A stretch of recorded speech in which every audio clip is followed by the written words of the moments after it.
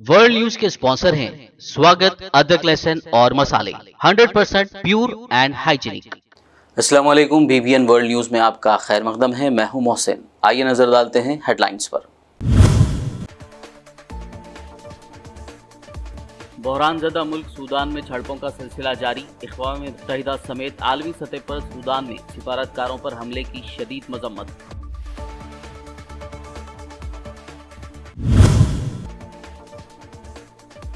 Sudan में जारी हमलों में एक भारतीय की मौत की खबर। भारतीय मिशन ने वहां मुकीम भारतीयों को मोहतात रहने का दिया मशवरा।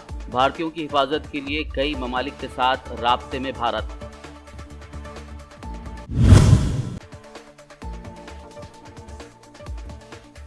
चीन को पीछे छोड़कर भारत बना नंबर 1। UN पॉपुलेशन रिपोर्ट के मुताबिक भारत अब दुनिया का सबसे ज्यादा आबादी वाला मुल्क बन गया।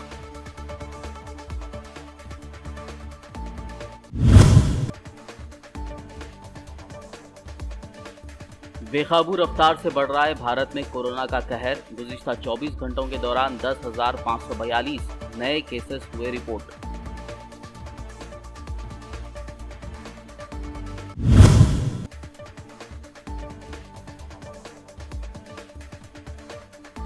भारत में बढ़ा पारा, कई रियासतें हीट वेव की लपेट में।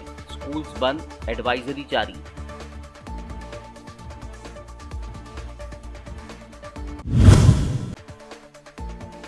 कल 20 अप्रैल को होगा साल 2023 का पहला सूरज ग्रहण।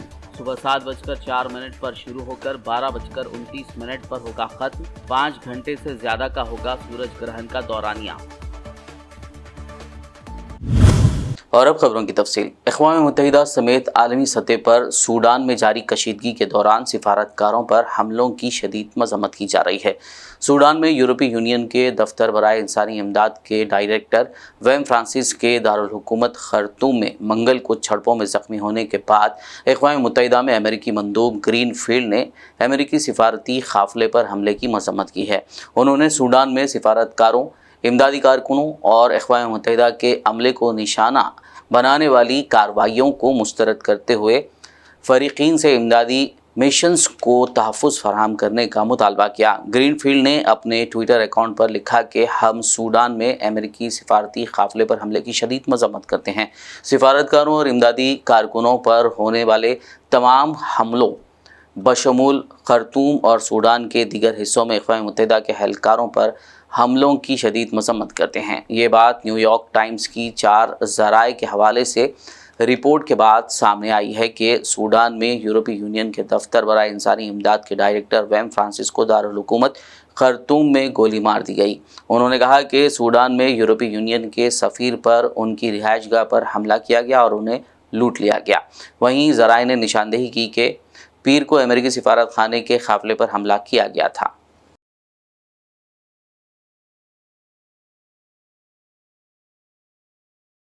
सूडान के हेल्थ एमरजेंसी ऑपरेशन सेंटर ने आलमी इदारे सेहत यानी WHO को मुताला किया है कि सूडान में झड़पों में तकरीबन 270 अफराद हलाक और 2600 से ज़ायद ज़ख्मी हो गए हैं।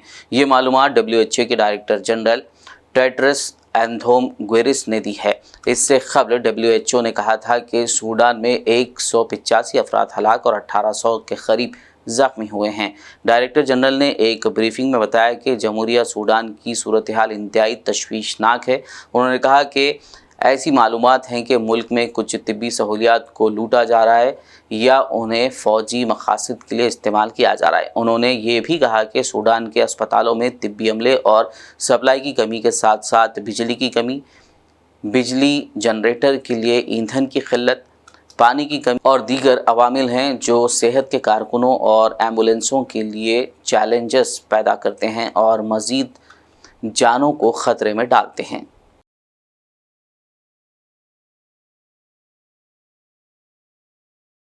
सूडान के दारुल हुकूमत खर्तूम में नीम फौजी दस्तों और फौज के दरमियान हमलों में एक भारतीय भी मारा गया है।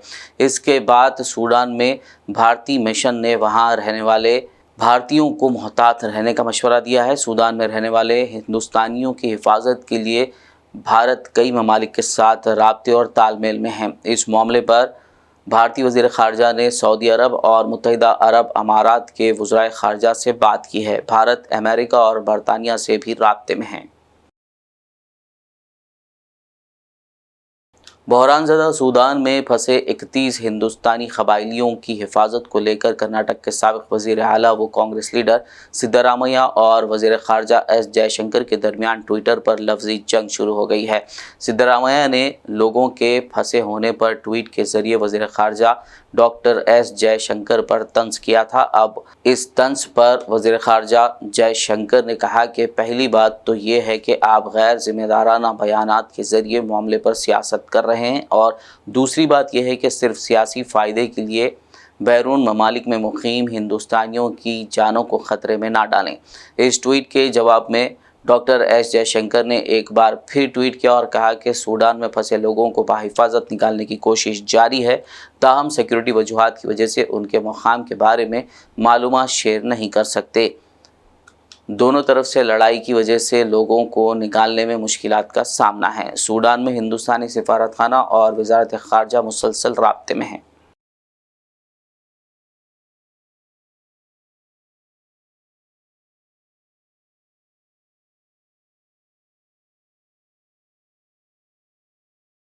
न्यूयॉर्क शहर के लोअर मैनहट्टन में मंगल को पीस यूनिवर्सिटी के करीब एक पार्किंग गैरेज गिर गया, जिसके नतीजे में एक शख्स हलाक जबकि कम से कम 3 अफराद ज़ख्मी हो गए। जबकि इमरजेंसी हुकाम और मुकामी मीडिया के मुताबिक ये खदशा ज़ाहिर किया जा रहा है कि हो सकता है कि कुछ अफराद मलबे में फंसे हुए हों। ज़राए ने न्यूयॉर्क शहर के हंगामी हुकाम के हवाले से इत्तला दी है कि गैरेज की दूसरी मंजिल पहली मंजिल पर गिर गई। वीडियो फुटेज में देखा जा सकता है कि रेस्क्यू ऑपरेशन जारी है और मुतादिद कारें कुचले हुए कंक्रीट के दरमियान एक दूसरे के ऊपर खड़ी हैं। बीजिंग के एक निजी हॉस्पिटल में आतिशबाजी का वाक़या पेश आया, जिसमें तकरीबन 27 अफराद की हलाकत की तस्दीक के बाद तहक़ीक़ात का हुक्म दे दिया गया है। लेकिन इस सानिया की इत्तला देने पर ताख़ीर और सोशल मीडिया पर अवामी रद्द-ए-अमल को सेंसर किए जाने से लोगों में नाराज़गी है। आतिशबाजी का ये वाक़या चांग फैंग हॉस्पिटल में मंगल के रोज़ मुकामी वक्त के मुताबिक दोपहर तकरीबन 1 बजे पेश आया। सोशल मीडिया पर पोस्ट वीडियोस में आग के शोलों और धुएं के दरमियान लोगों को चादरों को जोड़कर रस्सी की शक्ल देकर दीवार के सहारे निकलने की कोशिश करते हुए देखा जा सकता है। बताया जा रहा है कि 71 अफराद को बाहिफाजत निकाल लिया गया है। मुकामी मीडिया के मुताबिक आग पर आधे घंटे के अंदर काबू पा लिया गया था। वर्ल्ड न्यूज़ में फिलहाल लेंगे एक ब्रेक। मुलाकात होगी इस छोटे से ब्रेक के बाद।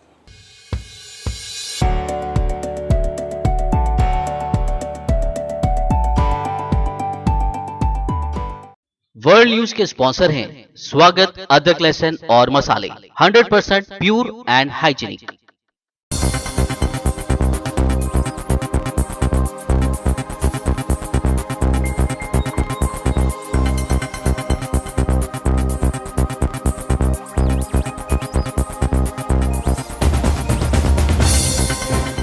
ब्रेक के बाद वर्ल्ड न्यूज़ में आपका दोबारा खैर मकदम है। आगे बढ़ते हैं मज़ीद खबरों की जानिब। भारत अब दुनिया का सबसे ज़्यादा आबादी वाला मुल्क बन गया है।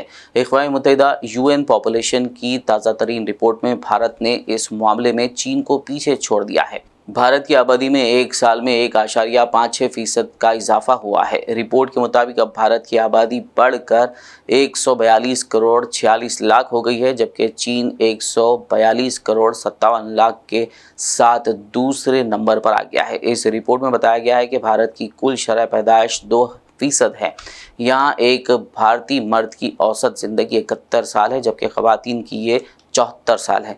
वाज़ेह हो कि ये रिपोर्ट 1978 से शाया हो रही है। इस रिपोर्ट में एक राहत की बात यह बताई गई है कि भारत की आबादी में नौजवानों की तादाद ज़्यादा है। यहाँ 25% लोग नौजवान हैं, जबकि चीन में हालात बिगड़ गए हैं। चीन में बुज़ुर्ग लोगों की तादाद ज़्यादा है। यहाँ 65 साल से ऊपर के लोग बहुत ज़्यादा हैं।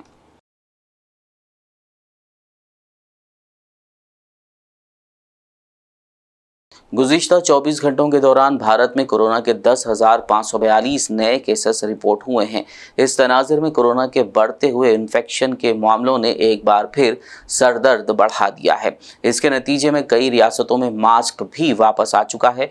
सेहत और ख़ानदानी बहबूद की मरकज़ी वजारत ने आज 4 को बताया कि भारत में कोविड मुतासरीन की जुमला तादाद बढ़कर 63,562 हो गई है और इन्फेक्शन की शरह 49.4% रिकॉर्ड की गई है।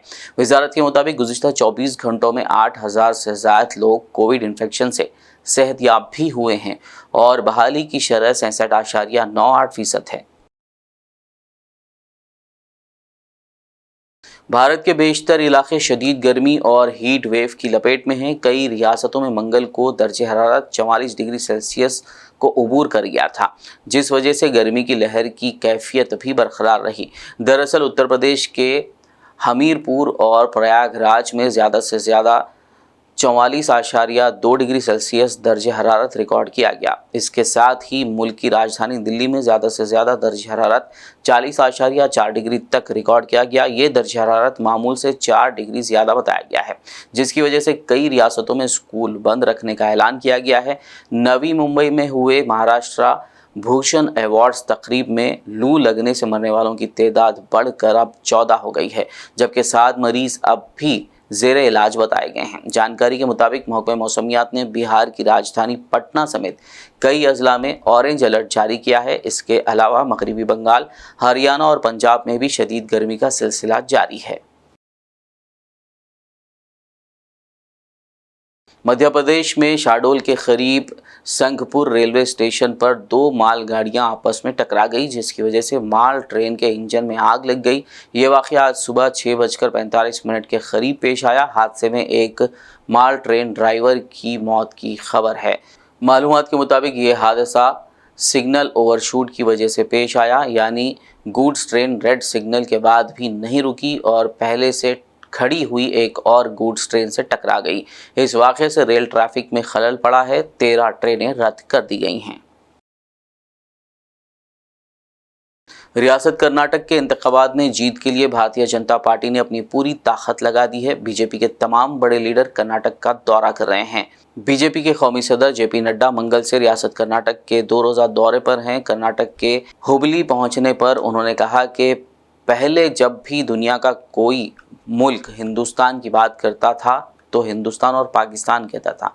आज जब दुनिया का कोई भी मुल्क भारत की बात करता है तो वो इस वक्त पाकिस्तान की बात नहीं करता, क्योंकि भारत आगे बढ़ गया है और पाकिस्तान वहीं रुक गया है जहां वो पहले था। बताया जा रहा है कि कर्नाटक में लिंगायत समाज का बड़ा वोट बैंक है। ऐसे में बीजेपी का पूरा फोकस लिंगायत वोटर्स को राग़िब करने पर है।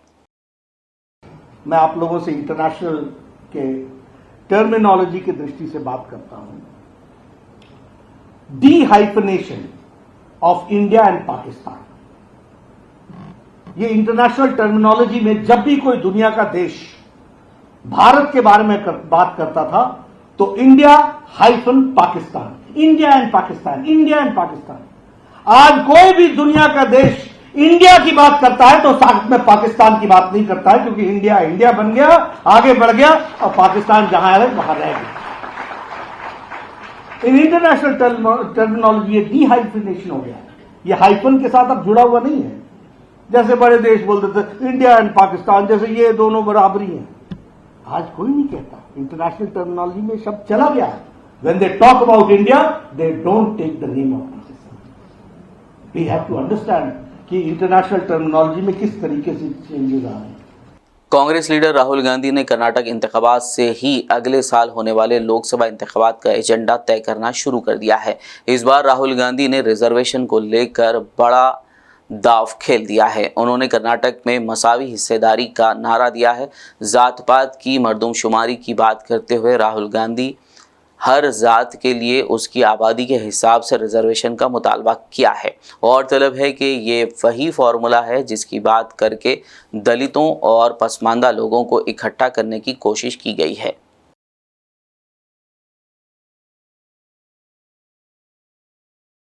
कर्नाटक के धारवाड़ में बीजेपी के पंचायत लीडर का कत्ल कर दिया गया। इस वाक़े से रियासत का सियासी माहौल गर्मा गया है। बताया जा रहा है कि यह वाक़या मंगल की रात एक मजहबी जुलूस के दौरान होने वाली लड़ाई में चाकू से हमला करके किया गया। वाक़े के साथ ही पुलिस ने फौरी हरकत में आते हुए 4 मुश्तबा अफराद को हिरासत में ले लिया है। बताया जाता है कि धारवाड़ में कल रात एक मजहबी जुलूस निकाला जा रहा था, जिसमें नशे में धुत 2 लोग घुस पड़े। इस दौरान जुलूस में शामिल लोगों ने एतराज़ किया तो दोनों लड़के अपने ग्रुप के लड़कों को साथ ले आए और लड़ाई शुरू कर दी। इसी दौरान बीच बचाव की कोशिश कर रहे पंचायत लीडर प्रशांत को किसी ने चाकू मार दी। राज्यसभा एमपी व शिवसेना यूबीटी के सीनियर लीडर संजय राउत ने आज बीजेपी को चैलेंज किया कि अगर उनमें हिम्मत है तो वो रियासत में इंतखाबात कराएं। संजय राउत ने आज मीडिया से बात करते हुए बीजेपी को निशाना बनाया और कहा कि इस वक्त राय अम्मा बीजेपी के खिलाफ जा रही है। उनका कहना था कि महाराष्ट्र में बीजेपी अपनी बुनियाद खो रही है। उन्होंने दावा करते हुए कहा कि महाविकास अघाड़ी यानी MVA रियासती असेंबली में 185 सीटें और महाराष्ट्र में 40 से ज़्यादा लोकसभा सीटें हासिल करेगा। महाराष्ट्र भूषण अवार्ड तकरीब के दौरान हालिया खारघर वाक़ये के बारे में बात करते हुए उन्होंने मुतालबा किया कि शिंदे हुकूमत और मुंतज़िमीन के ख़िलाफ़ मामला दर्ज किया जाना चाहिए। उन्होंने इल्ज़ाम लगाया कि इस वाक़ये में मरने वालों की असल तादाद को छिपाया जा रहा है। उन्होंने ये भी वाज़ेह किया कि NCP में जारी बहस के लिए वो जिम्मेदार नहीं हैं। संजय राउत ने मज़ीद कहा कि मगरबी बंगाल, बिहार और महाराष्ट्र में बीजेपी हुकूमत अपोजिशन की आवाज़ को दबाने के लिए मरकज़ी तफ्तीशी एजेंसियों का इस्तेमाल कर रही है। उनका जो नकाब था वो हमने उतार दिया। जिस तरह से इस देश की अपोजिशन की जो पार्टीज़ है ये तोड़ने के लिए जिस तरह से केंद्रीय जांच एजेंसी का इस्तेमाल किया जा रहा है, सबसे ज़्यादा इस्तेमाल बंगाल, पश्चिम बंगाल, महाराष्ट्र और बिहार में हो रहा है, आपने देखा होगा। तो मुझे लगता है हम सब लोग ये षड्यंत्र के खिलाफ लड़ने के लिए तैयार है और डट के लड़ेंगे। अगर मैंने सच कहा है इसलिए मुझे कोई टारगेट करता है तो मैं मानता हूँ कि मैं सच बोलता रहूँगा और सच कहता रहूँगा, और मुझे किसी ने टारगेट किया है इसके लिए मैं पीछे हटने वाला आदमी नहीं हूँ। मैं हमेशा सच ही बोलता हूँ, मैं किसी के बाप को डरता नहीं। ठीक है, इसका अर्थ ये है कि आपने सामना में जो लिखा था वो एक शब्द सही था अबाउट प्रेशर के एनसीपी के विधायकों पर दबाव। आज जरूर सामना हमेशा सच लिखता और बोलता है, इसमें छुपाने की क्या बात है। आप जाकर पूछिए हसन मुश्रीफ साहब को उनके ऊपर प्रेशर है क्या नहीं। आप जाकर पूछे अनिल देशमुख जी को उनके ऊपर प्रेशर है क्या नहीं। आप जाकर पूछे जितेंद्र आवाड़ जी को उनके ऊपर प्रेशर है क्या नहीं। और कितने नाम चाहिए आपको मुझे बताइए। आप जाइए प्रफुल्ल पटेल जी के यहाँ और उनको पूछिए कि आपके ऊपर प्रेशर है या नहीं।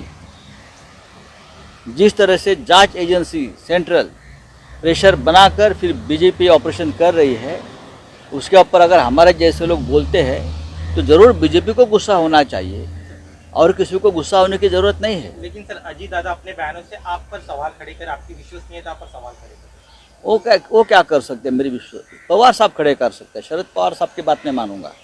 सर एक सवाल ये है कि कल अजीत दादा ने जो सफाई दी उसमें कहा कि जो मुखपत्र में आप लिखे उनको अपनी पार्टी के बारे में लिखना, क्या लिखे हैं आपको मालूम है मैंने क्या लिखा है? उनका कहना है कि क्या लिखा है? आपने कहा था कि इस तरह के ऑपरेशन होने वाले हैं, तो उसमें गलत क्या है? ये क्या किसी पार्टी के बारे में मैंने कहा कि ये महाराष्ट्र में अपोजिशन को तोड़ने की कोशिश हो रही है। ये सच है या झूठ है, ये अजीत दादा ने बताना चाहिए। क्या शिवसेना को नहीं तोड़ा? क्या एनसीपी के ऊपर हमले नहीं हो रहे? ये शरद पवार साहब खुद बोल रहे हैं, उनके प्रमुख। इस प्रकार का एक पत्र शरद पवार साहब ने अमित शाह जी और मोदी जी को लिखा है, क्या मालूम नहीं किसी को? अगर इस बातों की जानकारी मैं रखता हूँ तो उसमें गलत क्या है? साल 2023 का पहला सूरज ग्रहण कल 20 अप्रैल बरोज़ जुमेरात को होगा। ये चीन, America, Malaysia, Fiji, Cambodia, Japan, Singapore, Australia, New Zealand, Vietnam समेत दुनिया के मुख्तलिफ मकामात पर देखा जा सकेगा, लेकिन भारत में इसका नज़ारा नहीं किया जा सकेगा। 20 अप्रैल को सूरज ग्रहण सुबह 7:04 पर शुरू होकर 12:29 पर ख़त्म होगा। इसका दौरानिया 5 घंटे से ज़्यादा का होगा। बताया जा रहा है कि कल होने वाला सूरज ग्रहण एक हाइब्रिड सूरज ग्रहण है जो एक सदी में सिर्फ चंद बार ही होता है। आखिर में एक नजर हेडलाइंस पर। बहरानज़दा मुल्क सूडान में झड़पों का सिलसिला जारी। अक़वाम मुत्तहिदा समेत आलमी सतह पर सूडान में सिफारतकारों पर हमले की शदीद मजम्मत।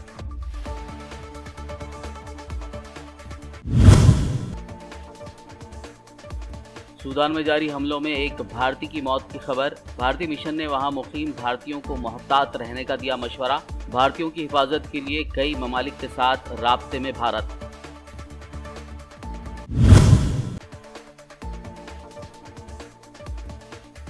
चीन को पीछे छोड़कर भारत बना नंबर 1।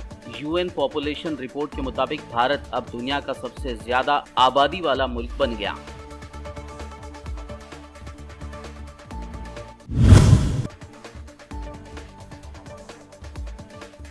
बेकाबू रफ्तार से बढ़ रहा है भारत में कोरोना का कहर। गुज़िश्ता 24 घंटों के दौरान 10,542 नए केसेस हुए रिपोर्ट।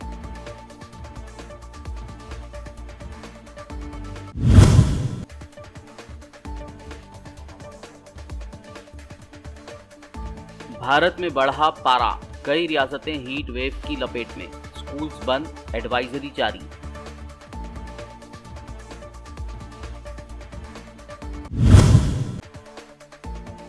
कल 20 अप्रैल को होगा साल 2023 का पहला सूरज ग्रहण। सुबह 7:04 पर शुरू होकर 12:29 पर होगा खत्म। 5 घंटे से ज्यादा का होगा सूरज ग्रहण का दौरानिया।